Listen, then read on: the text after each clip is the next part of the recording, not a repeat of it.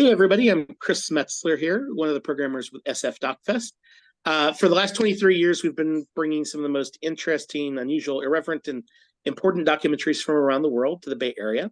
And you just saw the really great film, If I Could Stay. And we sometimes have films that are made by or connected with Bay Area filmmakers. And so today we're lucky enough to have Theo Rigby, one of the co-directors of the film, who is a Bay Area filmmaker. Welcome, Theo.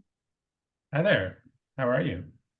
Doing good. So you know, I imagine one of the questions that many people have are, um, you know, how did you kind of decide that this was the story that you wanted to kind of follow down the rabbit hole, and knew that there was kind of a larger story there that would resonate with folks? Right. Yeah, I have been working with immigrant communities, mixed status communities, telling stories, kind of in this vein for a while, for about 15 years. And I always say I don't want to make, an immigration film because, not many people, after a long, hard week of work, Friday night, like cuddle up with your partner on the couch. Like very few people are like, oh, honey, I just really want to watch an immigration movie documentary right now. Can we do that, please? Um, and whenever I say that, there's always one person in the crowd like, I do, that's me. But there are many of you out there. So what I do try to do is just make films about life and human beings. And, human beings want to watch films and consume stories that are kind of tangential or connected or adjacent to things that they care about in life, whether it's politics or sports or family or issues like migration and this film. So I try to make films that kind of just are connected to things in life that people care about that happen to feature people who may or may not be undocumented or in various stages of attaining legal status in this country or from mixed status communities. And If I Could Stay, or Si Pudiera, Quedarme in Spanish, is kind of gets at these stories through one angle is through faith communities, and really ask the question of faith communities, what is the role of faith communities in supporting immigrant folks, mixed status folks? What's the history that's involved in kind of like the sanctuary movement and in this idea of doing like faith-based social justice and faith-based activism. And then hopefully you saw that the film really kind of digs deep a bit and into these issues of how do faith communities support immigrant folks in positive ways and sometimes in not so positive ways. And extrapolating from that, how can we all do, no matter who we are or if we're connected to faith community or not, how can we do social justice kind of in a positive way that lifts folks up and doesn't push people down? And I think you did a really good job of just kind of capturing the nuances of things. And one of the kind of keys in doing that is just your collaborators on screen. Given kind of some of the kind of sensitive nature in regards to immigration and things, like how did you kind of first kind of approach and find the folks whose stories that you were telling, and were they excited to kind of be part of a documentary and kind of help spread the word, or was there reticence? What was that approach like, of like the kind of trust building, as we often call it in documentary circles? Yeah, definitely. And then when you're, making films with undocumented folks or people with various legal status, that trust and the responsibility on the filmmaker is even more important and even more heightened because the stakes are higher. Um, so I wanted to film this kind of story in the Bay Area. I live in San Francisco, and definitely a big fan of like local films. I think you just have so much more access, and just life-wise, it's a lot easier to make a film that you could drive to rather than you have to fly to, and a lot cheaper. So I kind of just started reaching out and building community in the sanctuary world and in like the progressive faith-based social justice-y type of world. And I figured that if there's nobody in the Bay Area in sanctuary now, maybe I'll just start on the historical part of the story first, and then wait, like while I wait for someone to go into sanctuary in the Bay Area, So I went to Tucson and filmed with the historical leaders, went to Southern California and kind of started production like that. And it never happened. Like nobody went into sanctuary in the Bay Area. And really kind of in the way you see in the movie, nobody really has and over the past 7 to 10 years. But at some point I became known as like the sanctuary documentary guy. There are a few different films on sanctuary being made now and then, but I was kind of that guy because it's not that big a world. And then people start talking and hearing, and I started making short little pieces and getting them out, and people were excited about them. Um, and then eventually I got a call one day like, hey, this woman, Jeanette Vizguera, is going into sanctuary. I really wanted to capture the process from the beginning, like from like packing up your house and going into sanctuary, and then cover the whole story, and whatever happens, happens. Because it's just, it's more dynamic, I think, when you can see that kind of beginning, middle, and end, rather than just coming into someone who's already in sanctuary like we did with Ingrid. So yeah, so they said, hey, Jeanette is going into sanctuary. Nobody know, or very few people know. Ice definitely does not know. Are you interested? Do you want to talk to her? So I said yes. And then after, 30 seconds of the first conversation on the phone with her, I was very struck by, wow, this woman is incredible and amazing and wants to be filmed and wants her story told and sees the power in that narrative. And then I was kind of off and running with Jeanette and with Ingrid and with most people in sanctuary. Kind of when you go in, like part of what you need to do in order to change something with your legal status is like make a ruckus. Like you got to be loud. News interviews, press, rallies, like you got your, host congregation or activist crew that can go out in the world and kind of advocate for you when you can't actually physically leave the church. So that's all part of the tactic, because going into sanctuary when you have a deportation order is really it's like a tactic that you use in your case to buy you time, essentially.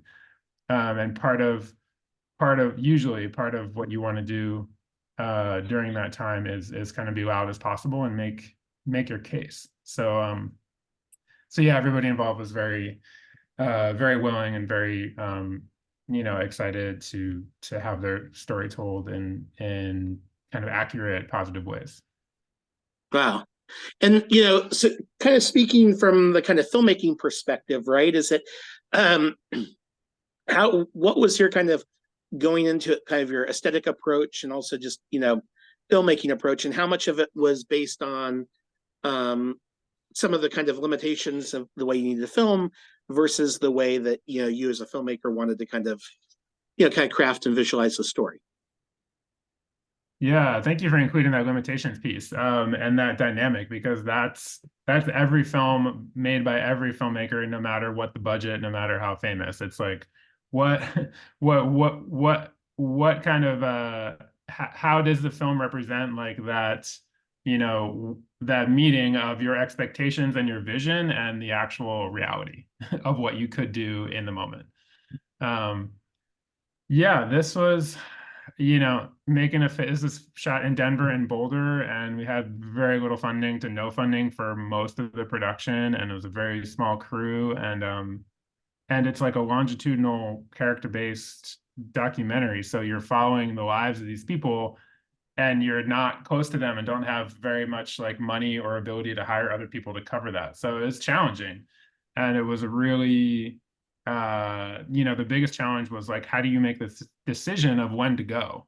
Like, how can you foresee, future cast the best time to be there for what is going to happen, and then try to be there for what you don't know is going to happen, because that's the documentary gold, right? That's what you want, and that's what all the documentaries that we love kind of include something of, is something happens that we didn't expect.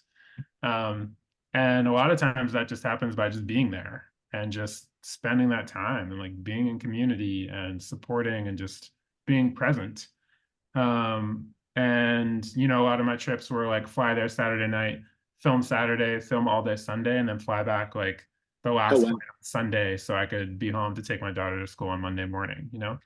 Um, so that was challenging, but even within that even within those constraints, like, you know, we got what we got. It would have been a very different film if I had lived in Denver and Boulder. But the approach was just trying to be like, I like to be close to people, like physically close to people, and use like wide lenses, and shallow depth of field, and just kind of, use pretty simple like cinematography techniques just to get a very like intimate and um, a feeling of closeness that you're in the room with that person, but the camera has also kind of like dissolved into nothingness, and like the filmmaker kind of like try to take myself out of it. Um, and yeah, that was the approach. The film was shot mostly all with, three, mostly two, but really like three like cinema lenses that are nice glass. And I always tell filmmakers like I don't really care about the camera all that much as long as it has a somewhat good sensor. Really like the glass and the lenses that you use really kind of define the look and the feel, and then how you end up like color grading that too. And yeah, so it's just like me and usually one other person, like an assistant who would do sound sometimes, and a camera and three lenses. That's pretty much it. Cool. And I'm sure many in the folks in the audience are also wondering, so what's happened since the making of the film, and have you had a chance to kind of screen it for folks, and what were their kind of takeaways from seeing their stories on screen? Yeah, so SF DocFest is the Bay Area premiere. So thank you, Chris. Thank you, Jeff. Thank you, DocFest. And we've screened in 5 other film festivals, a couple of which, are like duds, as film festivals sometimes tends to be, unfortunately. SF DocFest is not one of those. And a couple of which have been amazing and really wonderful, like festivals that have put a lot of energy into reaching out to community orgs, getting folks to come out, paying for the travel for Jeanette and Ingrid to travel to the film festival, and paying them to speak, which is also another huge element of the film and the impact campaign, is like getting most affected community and immigrant folks, undocumented folks, to be able to speak to audiences they wouldn't normally be able to, and to get paid to do that, and to have their time and energy and respected in that form. So there's the film festival piece. We did a Colorado premiere, like 300 people came out to up in Fort Collins at the ACT Human Rights Film Festival. Jeanette and Ingrid were both there, their communities, their families. That was really amazing. And then a week after, Jeanette was like, "Hey, can I just put together screenings myself?" And I was like, "Yeah, absolutely. Let me know what you need. You need anything?" Right. She was like, not really. Send me some photos, and if you have a flyer, send it. So I had designed a flyer that's for DocFest and for general flyer for other screenings, and a center flyer and some photos, and then connected with someone and sent them the link to the film so they could download and do the tech. And Jeanette put on 2 screenings last weekend in a church in Denver. Oh, And then awesome. that screening, there are going to be a bunch more that are going to happen. Um, so yeah, so the film is kind of getting out. We're really kind of ramping up right now, actually, and raising money for an impact campaign. And the idea is to get the film out to, ideally hundreds of faith communities around the country before the November election. So it'll be opportunity for faith congregations to talk about the issues that come up in the film, as well as just like mobilize to get out the vote as well. Yeah. Well, that's maybe a good place to kind of transition. Of like, I always try to remind our audiences that we're lucky enough that filmmakers like you share their films early in their lifespan with us, and our job as an audience is to be your grassroots street team. So if you like the film, then the idea is that after drinks after a screening, or the backyard barbecue, or online, to kind of let folks know about the film. For those that want to kind of help spread the word, or even kind of follow your and your team's efforts, what's the best way to do that? Yeah, so if you want to spread the word, and if you want to have your own screening or know someone that might want their own screening, I would just share our website, which is ificouldstay.com, is the easier English version. If Spanish is easier for you, si pudiera quedarme.com. And on there, there's a trailer, just a little bit. It's a pretty basic website. And then there's a form where you can, fill out your information if you're interested in having a screening. Soon, right now we're building out like a digital, like a virtual event product. So you can basically sign up for and buy a virtual event for your community and get not just the film, but other videos and resources that we've made. We're making an action toolkit for the film so you could figure out how to talk about it and figure out what to do after you watch it, as well as like welcome messages from Jeanette and Ingrid and all that. So the website is good. And then, yeah, I'm bad at social media, but I try to be good. So at the letter I Nation Media on Instagram is my production company's Instagram feed, and we try to be current with screenings and opportunities there. Very cool. Well, thanks, Theo, for sharing your film with us, and obviously congratulate the rest of the team for really making really beautiful film. And thanks again for being part of the SF Doc Fest. Yeah, wonderful. Thank you. Thanks for watching the film. Cool.